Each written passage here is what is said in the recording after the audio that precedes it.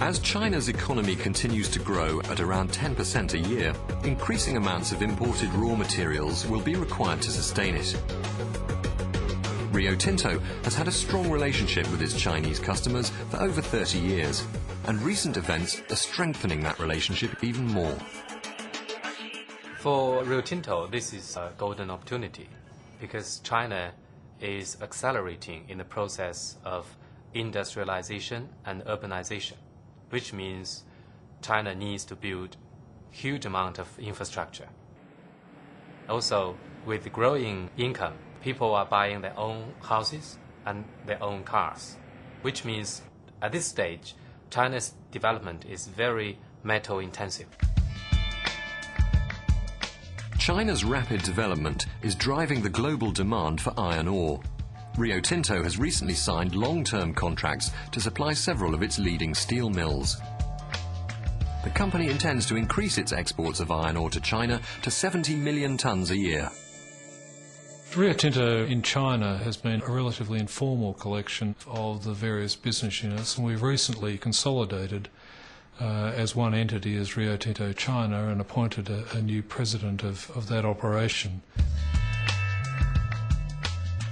As the market develops, Rio Tinto China will become involved much further down the supply chain than might be expected.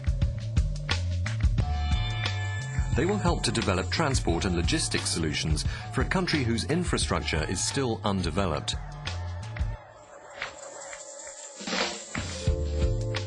The company will also help to promote best practice and create synergies between the different product groups.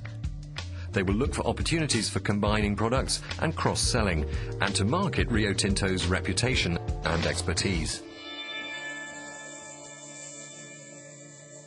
Of course, Rio Tinto also has its coking coal business, and China needs more and more, and the world cannot produce enough.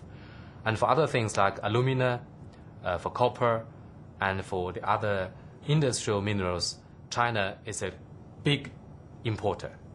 So luckily, Rio Tinto has all these important minerals there, and so the relationship would be manifold and would be lasting for a long time.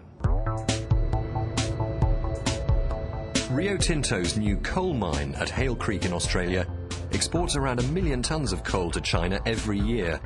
These shipments began in October 2003.